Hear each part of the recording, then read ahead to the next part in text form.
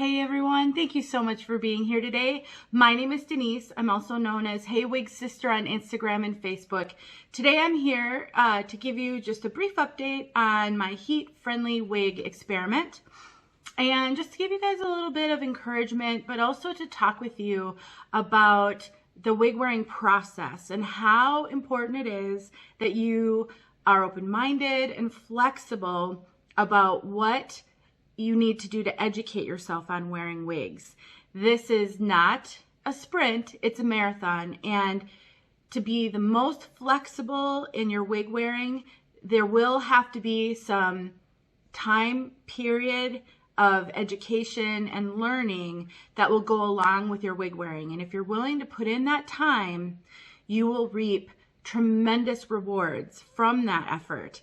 But it is definitely going to require some effort on your part. So if you are interested in hearing what I have to say on this topic, then stick around for the rest of this video.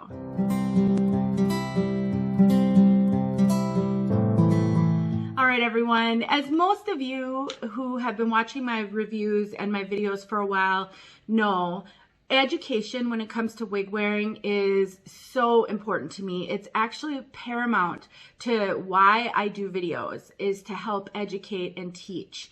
And you will notice that a lot of my wig reviews are actually longer than a lot of others who put out wig reviews, because that education component is so critical to me. I spend time, sometimes an enormous amount of time in videos, trying to teach you about a wig, trying to help you understand whether or not a wig would be a good fit for you based on a variety of factors.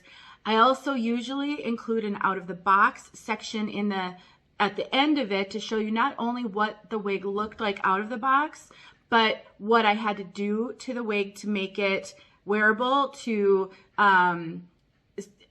give you some warnings and caveats when it comes to getting a wig out of the box, because wig wearing can be a challenging journey. And not only that, but knowing how to deal with a wig from the very minute you get it and throughout its life cycle is part of what will get you to the point where you're comfortable with wigs and where you have joy in your wig wearing. If there's one thing that I just really hate about wig wearing, is how difficult it can be for so many. And setting our expectations, learning the skills necessary to work with wigs goes a very long way in helping you to be satisfied with the journey. If people have an expectation that wigs are always going to be shake and go, that they're always going to be able to be plopped on your head with very little effort, and that every wig is going to work for virtually every person, then the journey is very unsatisfying and frustrating and difficult. And I don't want that for you. I want as many people as possible to know that wig wearing is possible for everyone, and to enjoy the fun and satisfaction that can come with it as you mature in your wig wearing. So I'm going to tell you just a little bit about where I'm at right now in my heat-friendly journey and some of the learnings that I've enjoyed, and why I feel as though I have so much more to go, even in my journey, which is, I would say, fairly experienced even in a short 3-year period, and what I'm still working on personally. So before we talk too much about that, I want to tell you that I am wearing Belle Tress Peerless in the color British Milk Tea, and I have put Peerless up. Let me show you around the back.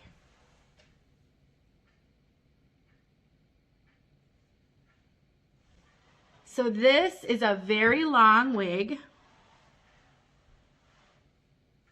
Make sure you can see it all the way around. And it's heat friendly, so it is part of my heat friendly series where I am wearing this one quite a lot so that I can bring you good detailed information about how I have learned to care for a wig of this length. I mean, it goes below here. It's very, very long. And some of the pros and cons of a purchase like this. And so I've had Peerless now for a few weeks. I've worn her about a handful of times, I would say. And right as I'm filming this, I don't think I've released the actual review of this one yet. I've done it. I don't think I've quite finished putting all the pieces together because I film my videos in multiple segments. I usually film an out of the box. I've also got the main bulk of the review, which is usually just done in one take.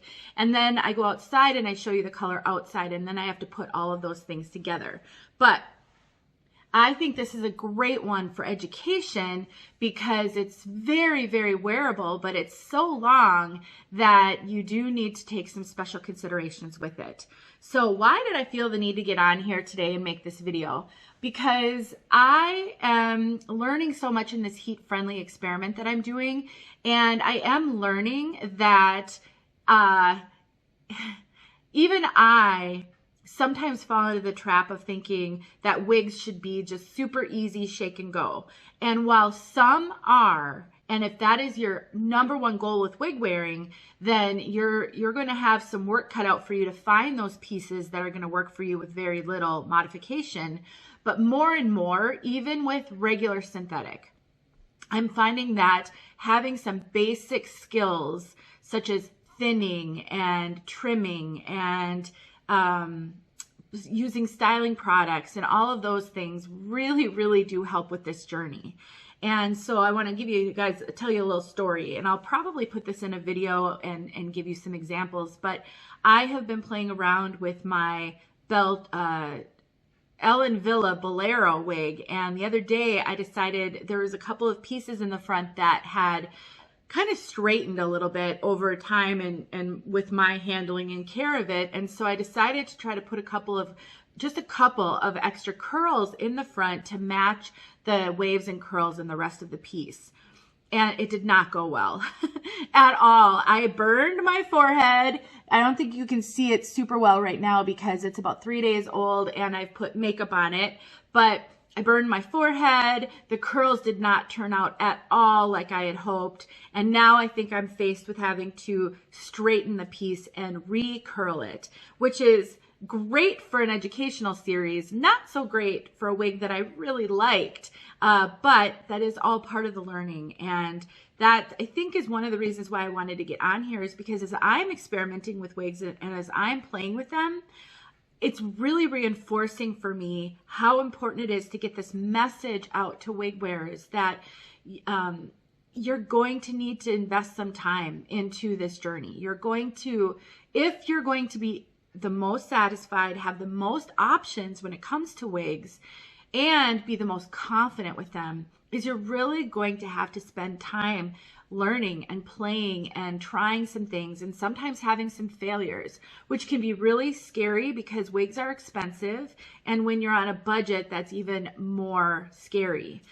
I have talked in the past about purchasing cheap like Amazon wigs, or if you can find a wig sister willing to part with an old wig for free would be great, but even for a minimal cost, that will give you the opportunity to play around with it and to try some stylings, try some thinning, try some, cutting a fringe. That is going to help you so much. So if you're sitting here right now watching this video thinking, well, I don't want to do that. I don't want to put an effort into my wigs. I don't want to style hair. That's not something I enjoy, and it's not something I'm good at. I understand, and I am that person most of the time. I just want my wigs to be shake and go. I don't want to style my wigs. But the reality is that limits you a lot as to what styles you can actually purchase.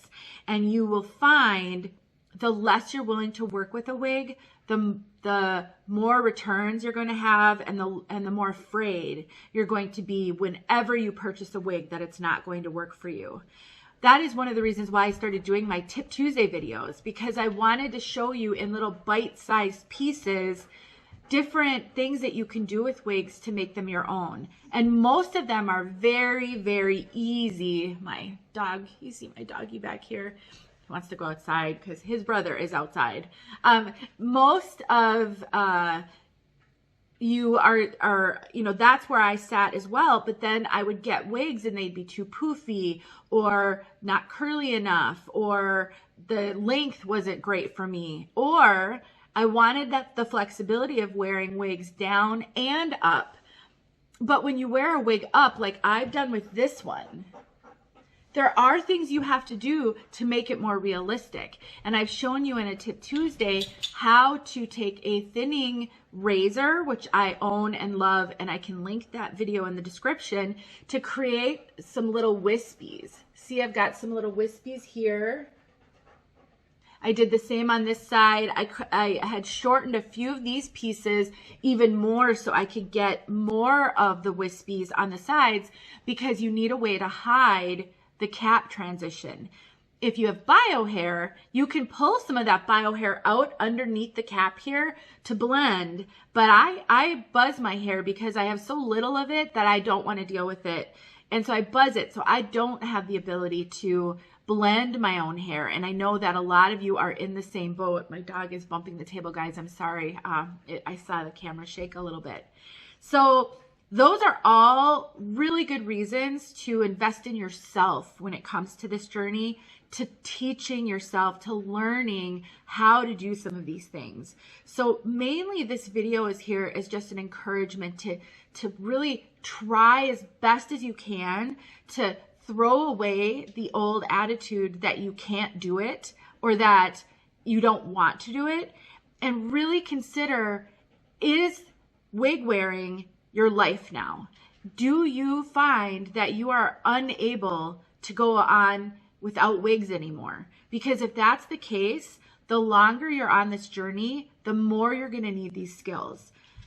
And I talk a lot about the secondary market and how much I love purchasing wigs from the secondary market. And the secondary market is kind of the garage sale market in some ways. It's the resale market where wig sisters will sell their wigs, either wigs that didn't work out for them or wigs that they've worn a few times and now they're moving on to different colors. And sometimes you'll see people sell a gently used or even a moderately used wig that they believe is still in good enough condition that somebody else can wear it for a tremendous deal. As a matter of fact, I'm starting to look at my own collection and trying to determine if I can contribute to the market in that way as well. For example, I have a Envy Chloe, and I have worn that one probably about 10 times or so, and I just never reach for it. Just it's not quite the style that I gravitate toward anymore, or the color. And I've thought about, you know, if I sold it for $50, that could bless someone with a less than new wig that still has a lot of great wear left, and it can give someone some opportunity to play with a wig at minimal cost. It benefits me because I can make just a little bit of extra money off of that sale to reinvest into this journey. You know, for example, I purchased Tressallure wig wax because I wanted to test it for video. I wanted to help you guys know if maybe it's worth spending your money on. And that's something that I took a risk buying. What if I didn't like it? What if it didn't work well? And so I want to be able to do more things like that, and being able to sell wigs on the secondary market will help me do that. So I say that not to plug my own sales or anything, but I say that because if you're flexible, if you learn how to care for your wigs and do some great fancy stuff, this is what you hear. All that panting, sorry you guys, then you're going to have that flexibility to be able to purchase from that market. So this video really isn't a tutorial. I'm not teaching you how to do anything, but I am attempting to try to educate you and help you to start to learn the importance of these things. And sometimes reaching out to another wig sister for advice can be part of that journey. But I really want to encourage you to try as much as you can to throw away the notion that wigs shouldn't require any work, or that you're not going to be capable of doing these things. If I can learn to do these things, you can absolutely learn how to do these things without question. I don't have these skills. I am not I've never been skilled at doing hair. And I always like to say I'm not a crafty person. And when it comes to wigs, I'm not a crafty person. But this is so important to me, not only because I love you guys, but because wigs are my life now. I have to wear wigs unless I want to go bald, really. And so I want that flexibility. I want the ability to make them my own with my own preferences and my own style, and not always being completely at the mercy of the wig manufacturers and what they've chosen to create and sell. So I'm still kind of in the investigatory phase of my heat-friendly wig wearing journey. I'm still wearing them every day. I'm still testing out how to do different styling. You know, like I said, I tried to curl my bolero the other day and it didn't go well. So now I have to go back to the drawing board and try to figure out, okay, how do I fix this? And how do I get it the way I want it? And so once I get a little bit better at some of that, I'll bring all of that to you, because I know how important it is to you to learn this stuff. I gotta let them out. Hold on, guys. Okay. So anyway, that's really all this video is about. It's just more of a wig chat, an encouragement, some education. But at the end of the day, only you can decide what you're willing to do and what's worth it to you. But for those of you who think that you need to write this whole idea off, I want to encourage you to keep your mind open, keep watching videos, keep watching what other people are doing, and you might find yourself getting more and more curious, and then you can find ways to practice, whether that be on a wig that you've worn out, or if you can find someone selling one for super cheap, or you can go and buy a cheap Amazon wig or a wig off of eBay for the sole purpose of just practicing some of the skills that I'm teaching in my Tip Tuesdays, and that other reviewers also put out there for your benefit. Let me know if you guys have any questions. Sometimes when I make these chats, I end it kind of unsatisfied. Like I'm not sure I conveyed my message well, or that I made a video that was going to be helpful to anybody. So I hope this was. I hope that even if there's just one or two of you out there who needed to hear this today, who this spoke to, where you are right now in your journey, then it will have totally been worth it for me. But until I have better content for the heat-friendly series, where I can do more actual education and tutorials, I'm going to bring you some of these type of videos as well as encouragement, just sharing what's going on with me. Where am I at with this? And right now where I'm at is I'm still learning. I'm still, like I said, wearing these wigs every day, so that at some point here, I can tell you how they wear over time and what I have found I needed to do to keep them looking great and to extend their life. And then every now and then I put a wig up in an updo that I love, and it's like, oh, I gotta go share this with everybody. And so while I didn't do it on video, let me just tell you, if you're still here, I'll tell you exactly what I did to make Peerless look like this today. First of all, I took and I first put Peerless in a low pony and left all the hair hanging down. And I just wasn't really satisfied with how that looked. And so I decided to put it up. So all I did was I gathered all of the hair in the back into like a ponytail, and then I took and I twisted it as I was bringing it up. So I just basically twisted the hair and brought it up. And because this is so long and fairly heavy, I then put one claw clip in the bottom part of it, and then I had all of this hair left on the top. So I twisted that a little bit more, and then I stuck a second clip up there. And then I just arranged the curls so that, or the kind of waves in the rest of the hair, so that it spilled over right here. Those are the only clips that I have in this one. And then I took and I started, and I've shown this in my updo video. Again, I'll link it in the description.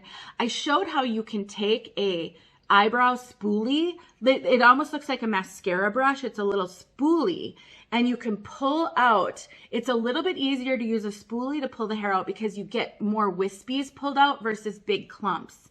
And I pulled some hair out here. I pulled some hair out down here. Oops, sorry. And over here. And then I took my razor comb, which is really getting dull, and I've got to change that blade on it. And I just started trimming. So some of these pieces were like down to here. And so I just trimmed them a little bit so that you didn't have this stark line here. And I did that in the back. I do feel like I probably have to keep working on the back just a little bit to get that a little bit more realistic. Sometimes these are work in progress. You do a little bit the first time, and then the next time you come along and do a little bit more. And when you do it this way, you really only get little wispies.